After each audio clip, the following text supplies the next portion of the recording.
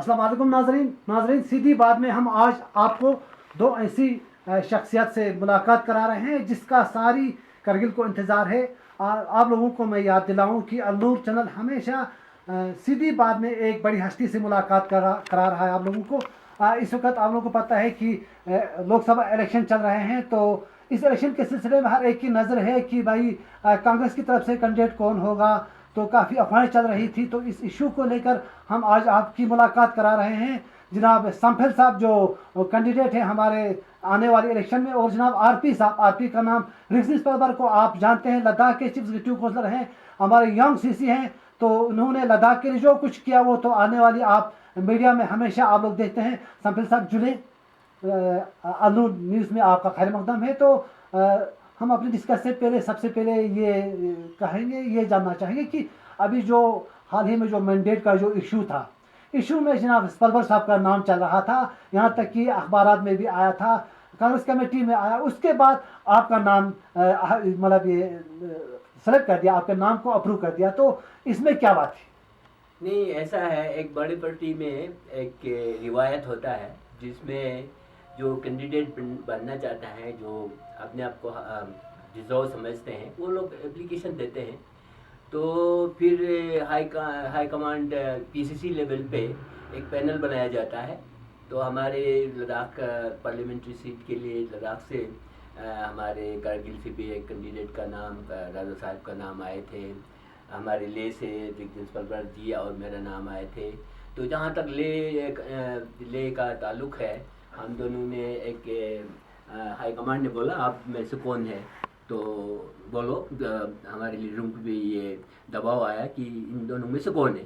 तो हम दोनों दिल्ली गए थे, हम हाई कमांड के नेतागण से मिले थे। हम दोनों ने लिख के दिया था, हम में से इसको भी देगा। हम ऐसा नहीं है कि जहाँ तहाँ ऐसा होता होगा कि हम रिजवीज परवर जी को देगा तो मैं नाराज़ होकर निकल जाऊँगा, या मुझे देगा तो रिजवीज परवर जी नाराज़ होकर उनके मेरे खिलाफ काम करेगा। हमारे लद्दाख का रिवायत हमेशा रहा है कि हम पार्टी के डिसिप्लिन को हमेशा मेंटेन किया है, और इसी जुमले में तो शुरू में रिजवीज परवर जी का नाम था, लेकिन एक बहुत बड़ी दबाव हमारे हाई कमांड पे ये पड़ा कि रिजवीज परवर जी हमारे हिल काउंसिल के बहुत बड़ा जिम्मेदारी निभा रहे हैं। इनके कंधे पे 1500 करोड़ रुपए के प्रोजेक्ट्स है जो इनके सिवाय और हमारे हिल काउंसिल में मतलब तजुर्बा नहीं रखते हैं। तो ये समझा गया है कि मैं बहुत काफ़ी मेरा एज भी हो चुका है, तो मुझे के बाद में मेरा नाम क्लियर हुआ कि बाकी हम लोग खुश हैं। मैं हम यहाँ बोलना चाहूँगा, स्पलबर साहब से ये अफवाहें काफ़ी थी कि स्पलबर साहब आ रहे हैं, लेकिन ये आम यहाँ पर ये भी रूमर्स चले कि काफ़ी जिम्मेदारी है, काफ़ी यंग है, आपकी थिंकिंग ले विजन 25 की तरफ काफ़ी जा रही है। उसके बाद ये कहा गया कि नहीं जी, रिजवीज परवर और संफिल में जो है इख्तलाफात हैं, तो इस इशू के लेकर आप क्या कहेंगे? देखिए, लोगों को सोचने पर या बाजारी बातें या अफवाहों को तो हम रोक नहीं सकते हैं। ये एक अच्छा टाइम पास भी होता लोगों को बातें करने के लिए, लेकिन हकीकत अंदरूनी बात क्या चीज़ है वो हमें मालूम है। जैसे अभी संफिल साहब ने कहा, एक बहुत बड़ा पार्टी है, हमारे पार्टी में इंटरनल डेमोक्रेसी है, ट्रांसपेरेंसी है। कोई भी अपने लोगों के लिए, देश के लिए सेवा करने के लिए कोई भी मंशा रख सकते हैं, इसमें कोई जोर दबाव नहीं होता है। जैसे इन्होंने कहा, हम दोनों का नाम ले से गए थे पैनल में, और उसमें हमने ये साफ जाहिर कर दिया था पब्लिकली और हाई कमांड के पास भी जाके, हम दोनों चाहते हैं कि लोगों को सेवा करे एज एन एमपी, कांग्रेस का मैंडेट लेकर कंटेस्ट करवाकर जीत कर। लेकिन अल्टीमेटली हाई कमांड जो डिसाइड करेगा वो हमारे लिए बिल्कुल ऑनर है, बाध्य है, उसको मानना है। वही चीज था, फैक्ट और कुछ नहीं है। अब लोग तो कहेंगे, दो चार हमारे विरोधी लोग ही इसको दो चार बातें जोड़कर और भी सुनाते हैं। तो आज आपके सामने है, यही हकीकत है, यही फैक्ट है। स्पलबर साहब, बेशक आपकी बात को हम मान लेते हैं। अब इस मुद्दे से को छोड़ के हम दूसरा मुद्दे में आते हैं। आपके मुद्दे में बसियाते सीसी आप लेह में आप तो देख रहे हैं कि आप पिछले 3 साल से आप काम चला रहे हैं, काफी दूर आप रूरल इस्लाम में गए हैं। कंपेयर टू करगिल कौंसल आपने क्या पाया, यहाँ पर क्या खामी है कि जो यहाँ होनी चाहिए? देखिए, करगिल का काउंसिल बना था 2007 में, सात में थी ना, 7 से पहले, जो भी हो लेह के बाद में बना था, लेह का 95 में बना था। जाहिर है लेह को ज्यादा एक्सपीरियंस है, हमने इसको ज्यादा चलाया है, तो हमें एक्सपीरियंस ज्यादा होने के कारण करगिल को साथ लेकर, देखिए ना, करगिल अभी एक नया काउंसिल बाद में लिया हुआ, तो एक्सपीरियंसेस कम है। बहुत कुछ चीजें करगिल वाले लेह से सीख सकते हैं। हम लोग बिल्कुल करगिल को जो हमारा एक्सपीरियंसेस है वो शेयर करने के लिए बिल्कुल तैयार है, और हम लोग कर भी रहा है। उसी तरह करगिल वाले भी चाहते हैं कि लेह ने जो जो कुछ झेला, जो सीखा है, उसको जानकर आगे करगिल के काउंसिल को और मजबूत करके लोगों को सेवा किया जाए। इसमें कोई शक नहीं है कि करगिल में क्योंकि काउंसिल बाद में बना है, तो लोगों के डोर स्टेप्स तक जो डिलीवरी मैकेनिज्म था उसमें कमी पेशी रहा है, अब उभर रहा है। मैं देख रहा हूं करगिल में भी हर जगह पर काउंसिल बनने के बाद डेवलपमेंटल का जो स्पीड है वो बहुत तेज हुआ है, बढ़ा है, उसमें कोई शक नहीं, उसमें तो कोई दो राय नहीं है।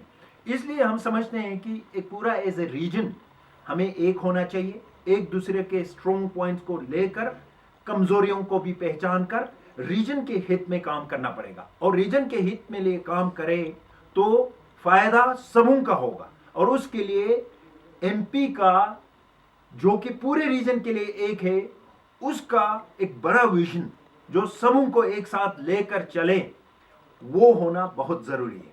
वो भी एक नेशनल पार्टी का, कांग्रेस का। लद्दाख के हिस्ट्री को कांग्रेस के बगैर आप लिख ही नहीं सकते हो। हिल काउंसिल बना हो, शेड्यूल ट्राइब मिला हो, जो फंडिंग मिला हो, जोजिला पर टनल बन रहे हो, बिजली का पावर प्रोजेक्ट्स लाया हो, मौका सबको मिला है, ऐसी बात नहीं है।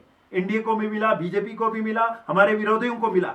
लेकिन आज रिकॉर्ड बोलेगा ना, मुंह से तो सब कुछ भी बोल सकते हैं, हमारा रिकॉर्ड देखो, रिकॉर्ड में है, उसके साथ कोई तुलना नहीं किया जा सकता, कंपेयर नहीं किया जा सकता।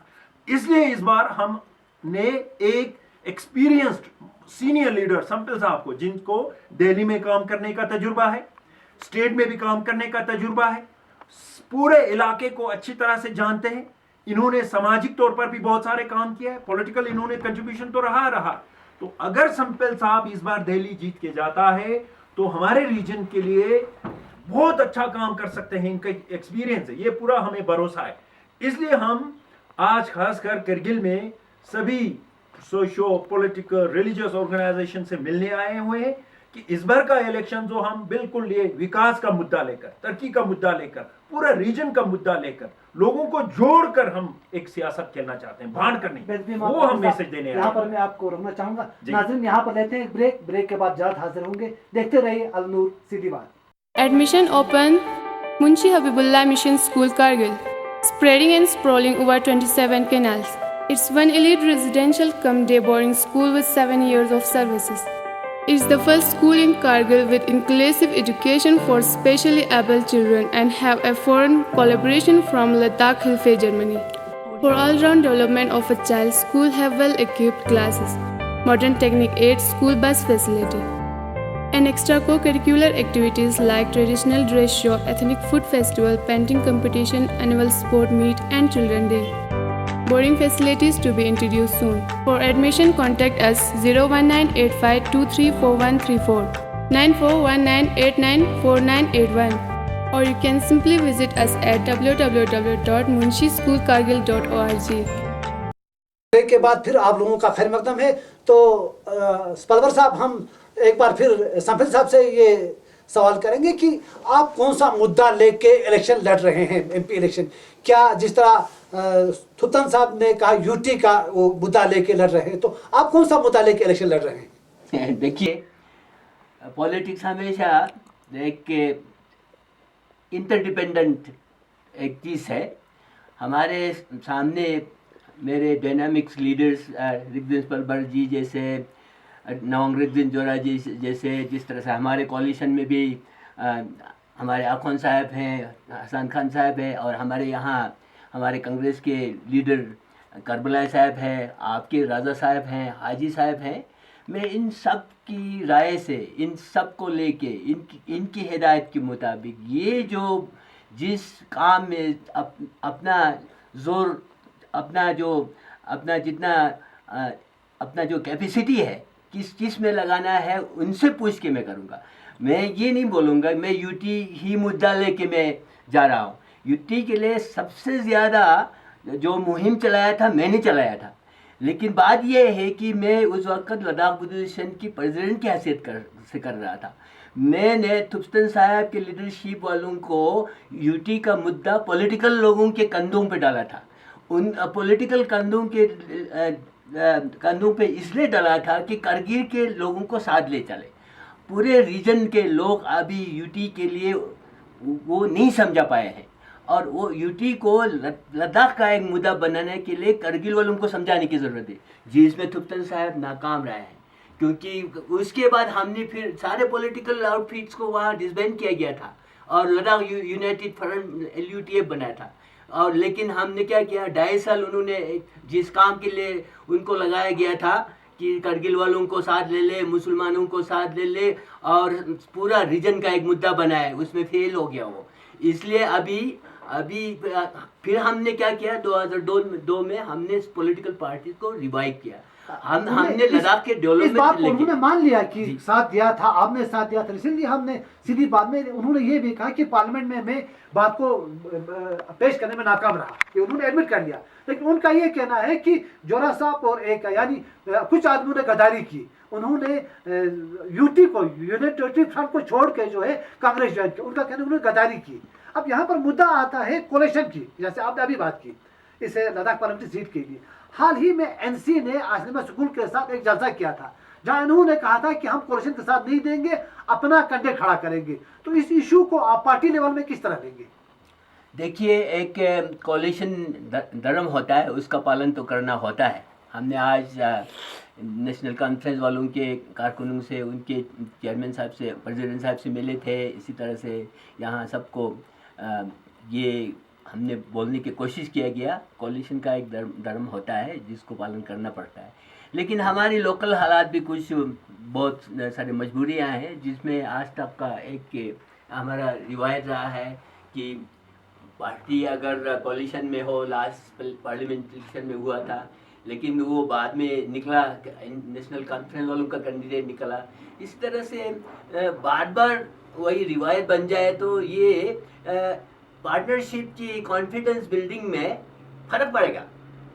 इस बार लद्दाख का सीट नेशनल कॉन्फ्रेंस को जाने का, नेशनल कॉन्फ्रेंस को पार्टनरशिप करने का, उनको उनके हक में जाने का, मैंडेट जाने का बहुत चांस था। इसके लिए स्टेट लेवल पे ज़बरदस्त इसमें प्रेशर था, लेकिन उनको इसलिए नहीं मिला कि हमने ये बोला कि पिछले बार नेशनल कॉन्फ्रेंस वालों ने कोalition के नाम पे कांग्रेस को मैंडेट दिया, लेकिन पीछे से उल्टा काम किया। जब जीते तो हेलीकॉप्टर आके उनको अपने हेडक्वार्टर में लेके सेलिब्रेशन किया गया। तो वो तो 24 घंटे में पता चल गया कि ये इनका डबल रोल था। सो ये डबल रोल चलेगा तो पूरा कोalition में फर्क आएगा, कोalition में वहाँ फर्क आएगा। डबल ड्यूटी पे मैं आरपी साहब से ये पूछना चाहूँगा, रिसेंटली हमने सुना एक बात हो गई थी, एक डिस्कस हो गई थी, CM के साथ था, आज़ाद अफसोस साहब थे वहाँ पर स्नेर में। वहाँ पर ये कहा गया कि स्पलबर साहब, यहाँ के करबलाई साहब और फेरोज साहब वगैरह और कमर साहब मुश्तरका तौर पे कंपेन चलाएंगे। तो क्या ये एग्रीमेंट हुआ था कि भाई लद्दाख सीट के लिए ये एक साथ कंपेन चलाएंगे? नहीं, ये तो मुझे नहीं मालूम, मेरे जानकारी में नहीं है। मेरे ख्याल में मैंडेट वगैरह सारा डिसाइड होने से पहले ऐसा कोई मीटिंग नहीं हुआ होगा। अब जाके ऐसा मीटिंग होना चाहिए, होगा भी, और ऐसा कैंपेन चलाना भी चाहिए, जो कि चलाना है। क्यों हमें उम्मीद है कि इस बार जो डिसीजन लिया गया हुआ उस पर सभी खरा उतारेंगे और उस हिसाब से आगे काम बढ़ाया जाएगा। सबों को कॉन्फिडेंस में लेकर काम कराना पड़ेगा।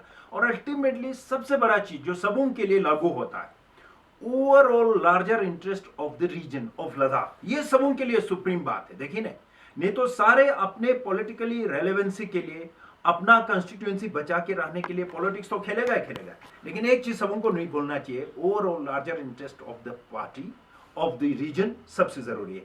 और हमारे लिए सबसे बड़ा चैलेंज है कि हमने बहुत सालों के बाद अब लेह और करगिल करीब आ रहे हैं, बहुत सारे मिसअंडरस्टैंडिंग्स दूर हो रहे हैं। जहां लेह और करगिल के नाम पर पार्लियामेंट्री इलेक्शन लड़ा जाता था, रिलीजन के बेसिस पर लड़ा जाता था, उससे हटकर इस बार हम मुद्दे को पूरा रीजन का लार्जर इशू लेह और कारगिल को जोड़ने की बात करते हैं।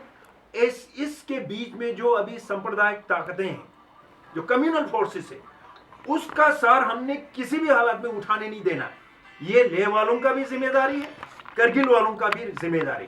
जो रिवायती यहाँ बरादरी है, लेह और करगिल को पास मिला, वो कौन ले जा सकते, कौन कर सकते हैं, वो सब जानते हैं।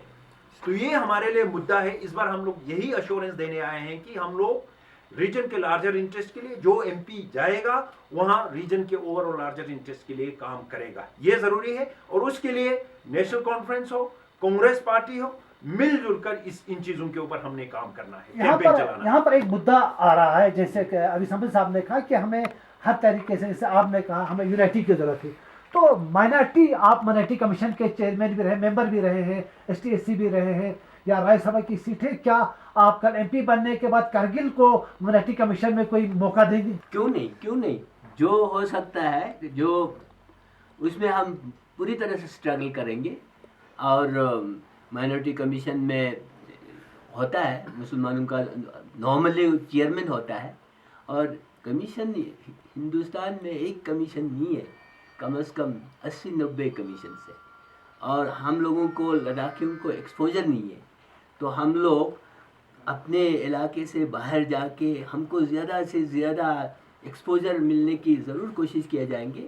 अब आपकी दुआ से अगर हम जीत जाए तो सब मिल के क्या हो सकता है वो सारा चीज़ें करेंगे। जो मेरे साथी दाएं बाएं, मेरे आगे रास्ता दिखाने वाले, मेरे पीछे सपोर्ट करने वाले सारे नेतागण के उनसे सहयोग से मैं चलूँगा। मैं अकेला ये बोलूँ कि मैं, अगर मुझे जिताया गया तो मैं ये जादू करूँगा, वो तो मैं नहीं बोलूँगा। लेकिन मैं पूरे इलाके के मुफाद को, जिस तरह रिग्विन पालवर जी ने बोला, एक नया चैप्टर, मेरा तमन्ना है कि एक नया चैप्टर शुरू किया जाए। कब तक हम बौद्ध मुसलमान के नाम पे इलेक्शन लड़ेंगे? कब तक हम ले करगिल के नाम पे, लोग थक चुके हैं, नए जनरेशन आ चुके हैं, और हम उसी रिवायत में, उसी सांचे में हम डाल के आगे चलाएंगे तो हम किस दुनिया में बैठे हैं। तो मैं समझता हूँ, मेरा दुआ है कि एक नया चैप्टर शुरू हो जाए कि हमारे बहाने आपके जज्बात हम कदर करते हैं। खासकर हमारे साथ इस वक्त रिजवान पालवर साहब हैं, जो एक नौजवान हमारे सीसी हैं, जिनके साथ उम्मीदें वाबस्ता हैं पूरी लद्दाख की। आपके साथ यहाँ पर एक रूमर चलाया गया था, इस वक्त पूरी करगिल पब्लिक आप लोगों को टीवी पे देख रही है, ये अफवाह चलाया गया था कि भाई एलबीए ने, लद्दाख ने एक चिट्ठी लिखा है गवर्नमेंट ऑफ इंडिया को, जोजिला टनल नहीं होना चाहिए, करगिल स्कर्दो रोड नहीं खुलना चाहिए। तो इस पे आप क्या कहेंगे? नहीं, ऐसा बिल्कुल हमारे नॉलेज में नहीं है। जोजिला की बात बिल्कुल नहीं किया है। जहाँ तक बाकी स्कर्दो के रोड है, उस बारे में मैं कंफर्म करके बोलूँगा मैं आपको। ऐसी ये चीज़ मैं नहीं, पहली बार ऐसी सुन रहा हूँ, चीज़ पहली बार सुन, मैं तो कम से कम पहली बार सुन रहा हूँ।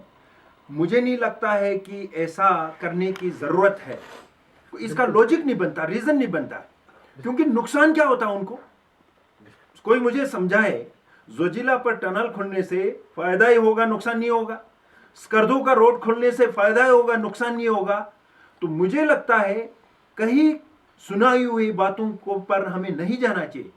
अगर आपके पास कोई प्रूफ हो तो ऐसी चीजों को तूल देना चाहिए, कहें तो ठीक है, नहीं तो सुनी सुनाई बातों पर जाए तो कुछ लोग ऐसी चीजों को लेकर ही जीते हैं, बहुत अपना रोटी सीखते हैं पॉलिटिकल। अच्छी बात है, ऐसे आपने सामने नहीं फेस कहना टू फेस हुआ, सारे लोगों की जो रूमर्स थे वो ये कोई, तो करगिल के जो मुद्दा, जो अहम इश्यूज हैं, आप दोनों से मैं ये कहूँगा, एयरपोर्ट है, जोजिला टनल है, या कम्युनिकेशन कनेक्टिविटी से, इस मुद्दे को आप क्या कहेंगे? इसको आप किस तरह से लेंगे इन इश्यूज को? ये इशू करगिल का मुद्दा नहीं है। जोजिला टनल पूरे लद्दाख के रीजन का बात है। आपके एयरपोर्ट की बात पूरे लद्दाख का बात है। मैं बोलता हूँ जल्दी से जल्दी एयरपोर्ट जिस स्टैंडर्ड का बनना चाहिए बने, और जिसमें कोई प्राइवेट एयरलाइन चलने के लिए कोई मुश्किलात ना हो। जोजिला तो हमारे पास सेंक्शन है, उसको हिंदुस्तान में बात यह है कि कोई प्रोजेक्ट सेंक्शन हो जाता है तो हमारे स्टकना प्रोजेक्ट 3 साल में बनना था, 22 साल में बने। 3 करोड़ में बनना था, वो 23 करोड़ में बने। हमको बहुत होशियारी करना पड़ेगा। अगर एक कोई प्रोजेक्ट सेंक्शन है उसके पीछे पड़ना पड़ेगा। हमारे आजती प्रोजेक्ट 3 साल में बनना था, 4.5 साल में बने। हमारे छुतुक तो टाइम पे मिला था, लेकिन ठीक तरह से लाइट अभी भी ट्रांसमिशन लाइन नहीं है। ये सारे, इन सारों के पीछे हमारे लीडरशिप डायनामिज्म नहीं देखा है, तो मैं बोलता हूँ कि ये सारी चीज़ें हमारे हाथ में होता है, हमको चलाना पड़ता है, हमको पीछे पड़ना पड़ता है, हमको उनकी मॉनिटरिंग करना पड़ता है, ज़रूरी होता है। जो पब्लिक रिप्रेजेंटेटिव उनका काम होता है। मैं आप दुआ करता हूँ कि ये टाइम पे बने, जो टाइम लिमिट सफेद साहब, आपके पूरे कौंसलर यानी आपकी कौंसल में आती है तो पूरी कांग्रेस की है, तो करगिल में जहाँ तक कांग्रेस की बात कहें, बहुत कमज़ोर थी कांग्रेस, लेकिन हालिया कौंसल में कांग्रेस बहुत अप कर गई। यानी अगर उसके हम सॉरी में ग्राफिक अगर है तो हम ग्राफिक दिखाएंगे, टीवी में लोगों को दिखाएंगे, ग्राफिक हमारे पास बने हुए हैं, ये ग्राफिक देखेंगे कि पिछले 10 साल से कांग्रेस कहाँ से कहाँ पहुंची। द्रास को लीजिएगा, वहाँ पर कांग्रेस नहीं थी, काफ़ी अप हो गई। करगिल में शुरू में जहाँ इसको गढ़ माना जाता था 25,000 के वोट के मालिक, वहाँ भी कांग्रेस काफ़ी अप गई।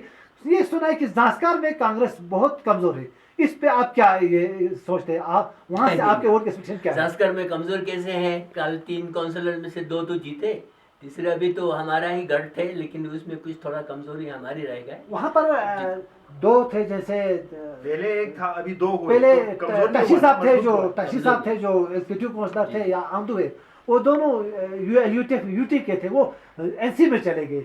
तो इसका असर क्या कांग्रेस पे वहाँ नहीं पड़ेगा? नहीं, देखिए लीडरशिप ऐसा है, जो काम करेगा उसके पीछे लोगों का सहयोग होगा। यूटी की बात हो, एनसी की बात हो, कांग्रेस हो, बीजेपी हो, लोग बीजेपी के साथ भी जाएंगे। लेकिन वजह क्या है कि बीजेपी के साथ जाए? बीजेपी का लद्दाख में क्या शेयर है? यहाँ जम्मू कश्मीर में बीजेपी का गवर्नमेंट तो आने वाला है नहीं। हमारे जब तक हम जिंदा है तब तक तो नहीं है, हम लिख के दे सकते हैं।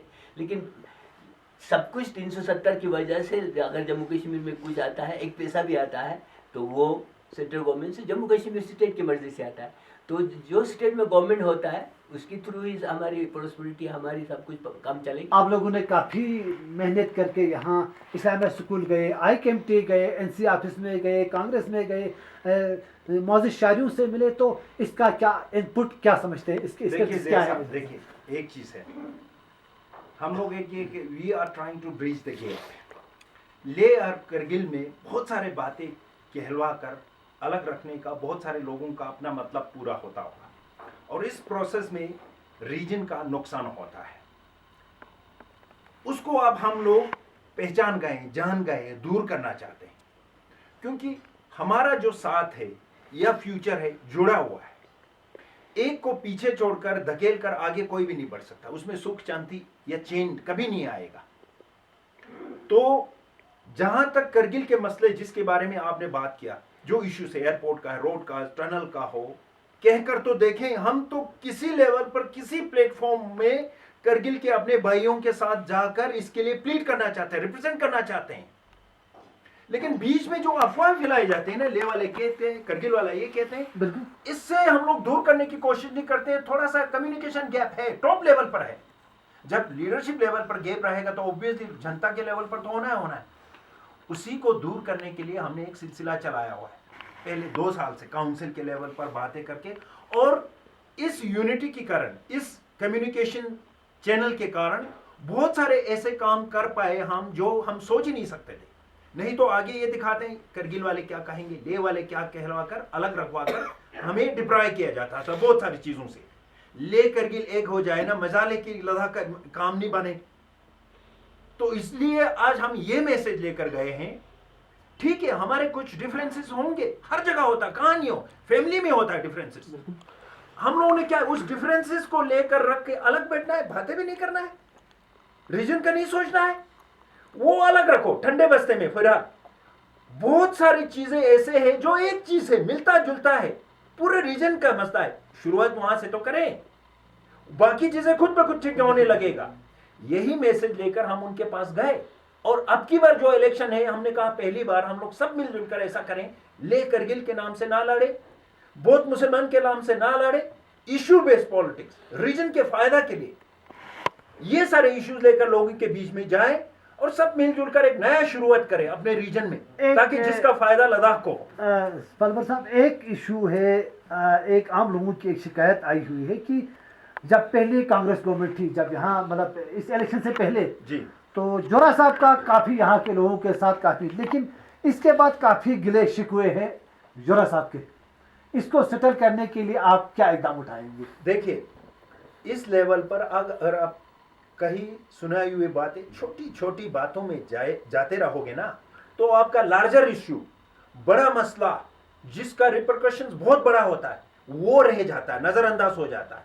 सबसे पहले तो लीडर्स को एक बहुत बड़ा विजनरी और ब्रॉड माइंडेडनेस होना चाहिए।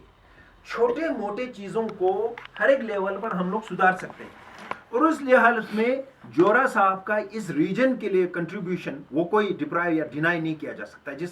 जिस तरह कैबिनेट सब कमेटी बना था एडमिनिस्ट्रेटिव यूनिट्स के लिए, लद्दाख से तो जोरा साहब अकेले ही थे ना, और जिस तरह का बारिश पड़ा यहाँ लद्दाख रीजन के लिए, ले करगिल दोनों के लिए, उसमें जोरा साहब का कंट्रीब्यूशन, उनका योगदान को कोई डिनाई नहीं कर सकते हैं। उनका 100% रहा, 100% रहा है, और उसके बगैर ये सारा मनवाना नामुमकिन था। तो ये जो हमने क्रेडिट देना उनको देना है, देना है, ऐसी बात नहीं। अब छोटे मोटे चीजें इधर उधर होगा, मैं नहीं कहता हूं, लेकिन वो भी कहीं सुनाई हुई बातें होता है, वो सारी चीजें निचले लेवल पर निभा सकते हैं हम लोग भी। यहाँ ऐसा कोई चीज हो तो बातें गलियों में करता ना रहे, हमारे पास आइए, मिलिए, हमें मौका दीजिए इन चीजों को ठीक करने के लिए। फैलाने से नहीं होगा, र्यूमर फैलाने से नहीं होगा। रीजनल लेवल पे आप लोगों ने कोई मैनिफेस्टो रखा है कि आने वाले इलेक्शन के लिए? वो तो हो गए, ये एमपी बनता ही है पूरा लद्दाख के लिए एक है ना, सारे रीजनल इश्यूज के लिए। मेरा कहना है कि अभी इलेक्शन से पहले कोई रीजनल का मैनिफेस्टो आप लोगों ने अभी जारी किया नहीं किया? हमारा देखिए, इतने सालों से इलेक्शंस लड़ रहे हैं, बहुत सारी चीजें हमने अचीव करना है। जैसे आपने कहा दोनों को, जो कि दोनों जगहों के लिए कॉमन चीजें हैं। सबसे पहले तो हमारे, क्योंकि हमारा जो पंगजोब कहते हैं ना, जिसका हमारा खजाना तो दिल्ली में सबको मालूम है, जो श्रीनगर में पहुंचता है या जम्मू में पहुंचता है फिर हमें आता है। हमारे एमपी का सबसे पहला काम तो ये होगा कि इस खजाने से, दिल्ली से लद्दाख के लिए इतना फंड्स पैसा लाए, ईयर मार्क करवा के, जो कि हाँ स्टेट के थ्रू आए, कि हमें यहाँ रोना नहीं पड़े, पैसे पाई पाई के लिए रोना ना पड़े। ये सबसे जरूरी है। फंड्स ज्यादा आने लगेंगे क्योंकि हमारे यहाँ काउंसिल बने हैं, लेकिन फंड्स के हिसाब से उतना ज्यादा नहीं बढ़ा है। जो आज आपका 70-80 करोड़ का अलोकेशन होता है, बुरे से बुरे हालात में भी कम से कम 150 करोड़ तो होना चाहिए। तो हमारा सबसे पहला इनका मुद्दा होगा कि सेंट्रल गवर्नमेंट से वन टाइम हाइक दिया जाए ले करगिल काउंसिल दोनों के लिए, ताकि यहाँ के छोटे मोटे जितने भी काम हो अपने लेवल पर, काउंसिल लेवल पर कराया जा सके। उसके बाद आपके इश्यू से एयरपोर्ट का है, टनल का है, खस्करदो रोड का है, कैलाश मानसरोवर का है, हमारे लैंग्वेज का मसला है, माइनॉरिटी कमीशंस का है, वो सारा तो साथ में चलेगा ही चलेगा। फिर यहाँ पर एजुकेशनल इंस्टीट्यूशन इंप्रूवमेंट करने का हो, हेल्थ फैसिलिटीज के लिए इंप्रूवमेंट करना हो, रोड कनेक्टिविटी, सबों के लिए पैसों की तो जरूरत पड़ता है ना। जो हमारे रियल इश्यू से उसको वहां पहुंचाना, सो के नहीं बैठने का। अभी तक बहुत सारे लोग सो के बैठे हैं, आपको मालूम है, कुछ किया नहीं, दिखाने के लिए नहीं है। तो संपेल साहब काम करने वाला आदमी, ये सारा इश्यू वहां लेके जाएगा, इस कराएगा। अलनूर के जरिए आप पूरी करगिल की आवाम को आप क्या मैसेज देना चाहेंगे? मेरा आखिरी क्वेश्चन होगा, आप यहाँ की आवाम को क्या कहना चाहेंगे? मैं यही अपील करूंगा कि जब जब भी इलेक्शन आती है तो हम लोग को करगिल ले बौद्ध मुसलमान के नाम पे इलेक्शन लड़ते हैं, उससे उसको बहुत ज़्यादा हो गया, हम लोग थक गए। मैं अपील करूंगा कि अभी लद्दाख के खुशहाली, लद्दाख की तरक्की, लद्दाख के डेवलपमेंट और लद्दाख की खुशहाली के लिए सब इकट्ठे होके बहुत वसी दिल रख के हम लोग सोचें। और मैं कोशिश करूंगा कि ले करगिल के सारे आवाम की सेवा करूं अगर मुझे मौका दिया गया, और एक नए चैप्टर, एक नए शुरुआत किया जाए। मैं यही अपील करूंगा कि हम लोग डेमोक्रेटिक वैल्यूज़ को रखते हुए हम एक खुशहाल लद्दाख, एक सेक्युलरिस्टिक, एक बौद्ध मुसलमान भाईचारा, एक इलाकाई यकजहती को साथ लेके ऐसा एक के ख्वाब देख के, ऐसा एक नज़रिया रख के सब मुझे सपोर्ट करें, यही मैं दुआ करता हूँ। स्पलबर साहब, संपेल साहब, बहुत बहुत शुक्रिया, आप लोगों ने अपना कीमती वक्त निकाल कर हमारे स्टूडियो में यहाँ पर जहमत की और अपने ख्यालात से नवाजा। नाजरीन, ये थे श्री संपेल जो हमारे आने वाले कांग्रेस के कैंडिडेट हैं पार्लियामेंट इलेक्शन के लिए, और स्पलबर साहब जो लद्दाख के एग्जीक्यूटिव काउंसलर हैं। इन्होंने लद्दाख के जो कुछ किया वो तो आप लोग आए वक्त में देखते रहे हैं ज़राए इब्लाग के जरिए। नाजरीन, सीधी बात में इंशाअल्लाह अगली बार हम फिर एक हस्ती लेकर आएंगे। खुदा हाफिज़।